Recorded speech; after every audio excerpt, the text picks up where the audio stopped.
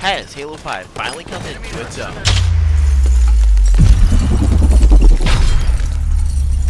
Hello YouTube, what is up? Smallbear here, and today I'll be asking a very important and yet very simple question. Has Halo 5 improved since launch? Now, what I mean by this is, when you take a look at the launch of Halo 5, it was a very spotty game and kind of lacking in content if you ask me. I mean, sure, you had Warzone and you had Arena and you had Campaign, but you also didn't have Forge, which is basically a massive part of Halo 5 right now. And it just, it kind of was lackluster. The campaign was okay, and you probably get a few days of enjoyment out of the rec system and Warzone, but ultimately there wasn't really much keeping you coming back, and ultimately Call of Duty Black Ops 3 wound up stealing most of Halo 5's thunder. So the question is, has that changed? Have they made improvements to Halo 5 that make it a better game, and one worth playing nowadays? And that answer is yes. Now, how did we get there, though? Well, the first little bit of change came in November. Some more wrecks were added in the Battle of Shadow and Light update, but we also finally got Big Team Battle, and a show off of what Halo 5's Forge was going to be able to pull off. But that wasn't much. Big Team Battle's not going to change everything, although I still can't believe it did not launch with Big Team Battle. Like, that was one of the biggest modes in Halo 5, and I know Warzone's trying to take its place, but ultimately it's just not really the same. But after the Battle of Shadow and Light update, we finally got the Composer's Forge, I think it was called. Yeah, I think it was called the Composer's Forge update, which finally gave us a Forge mode. And also a new Warzone map, the Battle of Noctis, and some new skins for Halo 5, along with just basically some classic stuff. You got a classic style BR, and you got classic style rocket launchers, and that was cool. I actually really enjoyed that. But personally, I think it was when they added Forge to the game that everything changed for it. Suddenly, Halo 5 was just no longer this, it's an okay shooter, I guess. The campaign kind of sucks. And I will be asking why the campaign sucks in a later video, by the way. But in the end, though, it's Forge that really makes Halo 5. Like, it really is the big thing that keeps people coming back to Halo 5 from what I've seen. What you can create in Forge. I mean, think about the biggest things people have gotten hyped for being added to Halo 5. Riftball and Infection. Both of those are Forge-related things. Warzone firefights. First there was hype, and then people realized what it was, and it was like, I guess? I don't know. It's just like, it's okay. It's not great, but it's also not terrible. And to its credit, 343, since the launch of Halo 5, has really worked their asses off to endear themselves more to the community and moves that are actually genuinely praiseworthy. For example, big Halo YouTuber, I forgot his name, and I feel so bad about it. Not a big Halo YouTuber. Yeah, not a really big Halo YouTuber, but he was a big fan of Halo, and from what I understand, pretty big in the Halo community. I personally just play the games. I really don't pay attention to the community. I love the games. I don't really care much for the community. But his daughters were killed in a tragic house fire.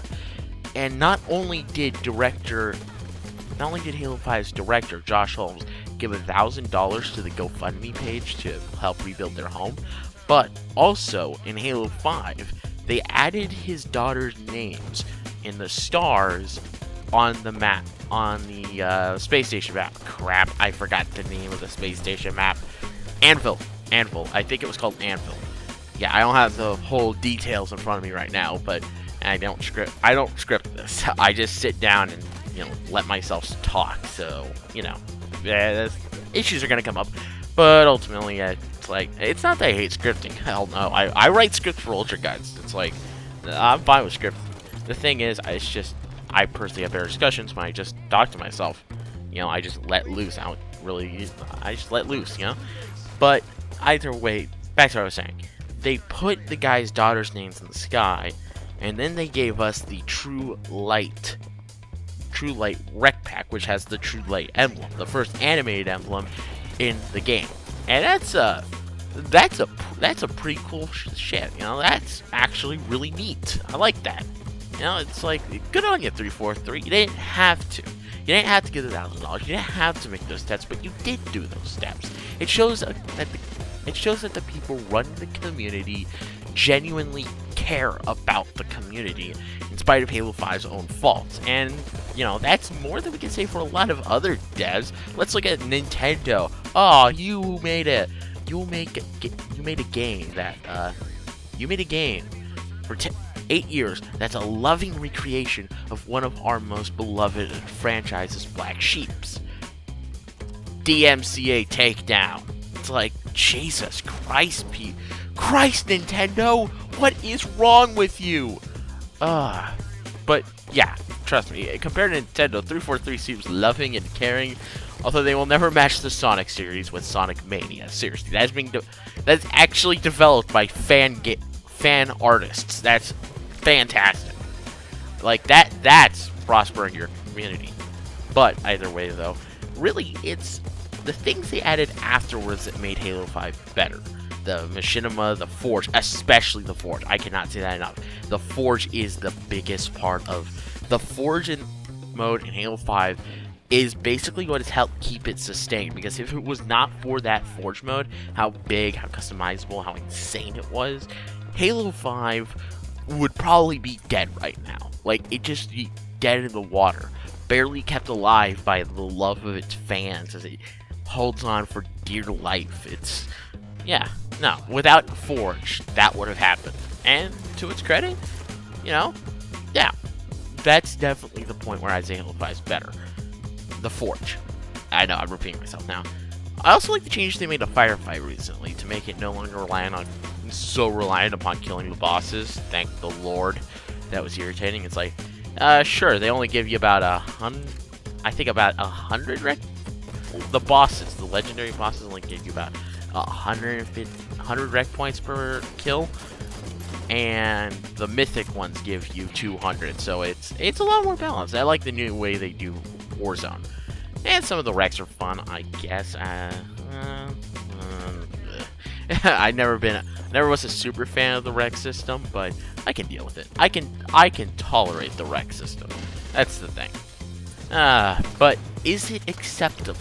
Is the fact that Halo 5 is only good almost a year after its launch acceptable? Well, we'll have to answer that question next time, because that's an entire different topic and I've rambled on enough. So, with that said though, make sure to join me next week when we ask the question, is Halo 5's launch acceptable? And with that said though, this has been Smellbringer saying, if you like this video, can we get up to about 5 likes for this video? That would be amazing. That would blow my mind. Trust me. And with that said though, I'll be seeing you guys next time. Oh, and don't forget to drop a comment and subscribe to the channel if you want to see more of this, obviously. See ya.